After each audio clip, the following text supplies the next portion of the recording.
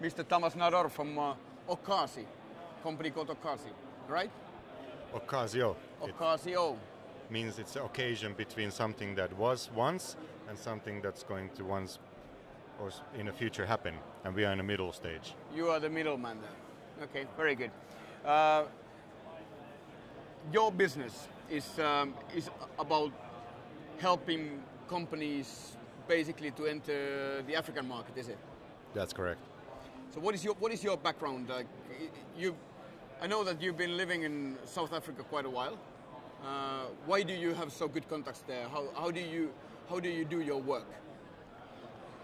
It started from an accidental need for a consultancy business to exist. I used to run a very small tour operator bringing golf tourists from Finland, Norway and Denmark to South Africa, and a lot of those golfers and travelers had their own type of businesses.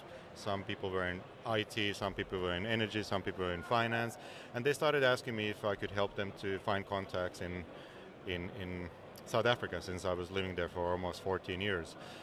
So obviously I You managed to do something. Yeah, I started helping, so I had to start from scratch, and it's like anybody starts from scratch, starts making some phone calls, which will lead to further phone calls, which will lead to further phone calls, and the market to doing research in Africa is very, very good because everybody is willing to help you.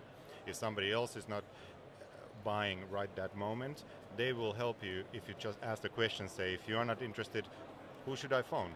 And they will give you another 5 companies or 5 contacts to phone, and that's how you can expand your network. So it's just, really? it's much easier. I find that, for example, a lot of European countries, you ask that, well, if you're not interested, who could I phone? I don't know, bye. Yeah, that's So, it. yeah. That's it. Yeah, nobody keeps the connection No. forward. Yeah. Yeah, it's been very good. We are very small. There are only 2 principal partners, and then we have about a group of 7 people when we need. So our company, our team grows as we get assignments or projects from clients, and because we are selling specifically African market, which is a very tough market for Nordic companies to enter, we are not that picky on which industry are we going to do. We're very good on technology, we're very good on energy, we're very good on education, we are very good on healthcare and so on, because we believe that we are not there to create your business again. We are there to find the best and fastest and effective way to replicate it in Africa. So we find if you are looking for distributor, we will list and shortlist and background check all the possible importers or distributors. If you're looking for clients, we are going to do the same for clients.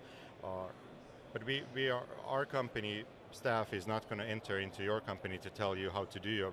We're not management consultants in that sense. We are just there to make your life easier to do what you do best, and we are there to lay it out for you to play it out. Very good.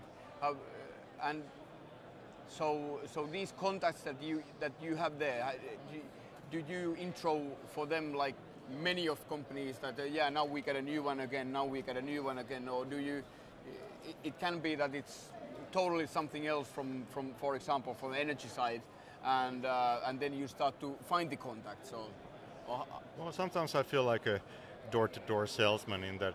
Oh, one more thing. If you're not interested in this vacuum cleaner, then I have this steam iron. Or you're not interested in iron, well, I have these magic pills for you as well. So I'm always trying in my dealings with business people in different African countries to kind of suck in as much info and intel as possible for any industry, because my clientele is very range from education technology companies to medical companies to and everything between. So I'm trying to, for every meeting that I'm having in Africa, I'm trying to always understand as much as possible from every industry in order for me to be equipped as best possible way to represent whichever company at whichever situation, because at the end of the day it's just legwork and cold calling and phoning and information. It's selling.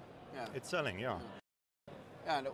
So what does it mean, African countries? What are the countries? What is your main? Well, of course, we're very comfortable in South Africa because that's my second or third home country, and the surrounding areas. Um, if we're talking about sub-Saharan Africa, there are a few major markets, then there are a few spotlight markets, and then there are a few upcoming superstar markets. And we want to be able to have operational power in all of those places, or many of those places. So besides South Africa, which is obviously the strongest private sector market in Africa, and it's going to be for a long time. It doesn't matter how bad the situation is in South Africa or how good it is, it will be the best place for B2B business for a long time.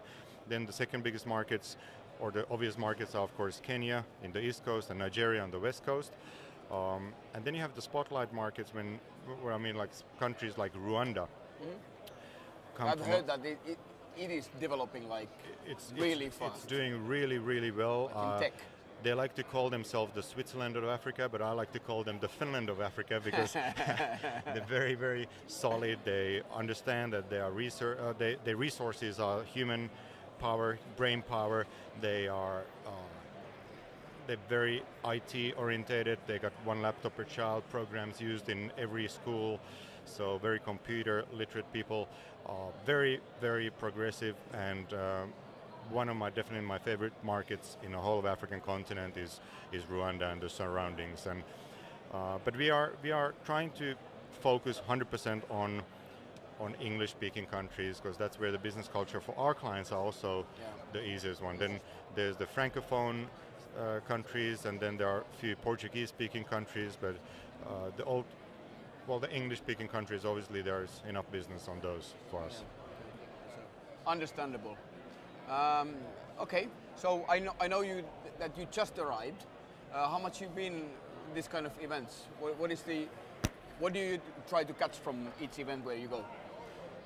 Yeah, I like these events, and I think Finland is the best country to kind of network into these events, because we really take these events seriously, as you can see. And I couldn't come here yesterday, but I saw almost the entire day on the streaming. I watched it last night, and there are a few companies already from that startup pitching competition that I'm planning to go see. And I'm always looking for new ideas, new technologies, new innovations, but for me to able to then start suggesting business opportunities in Africa, it doesn't really matter how good the idea is. It always comes down to resources. That if the companies have enough resources and willingness and vision to go and start a sales project in Africa, whatever it is, it's not random shooting. It really is. You got to take it as seriously as selling to Stockholm or New York or Los Angeles.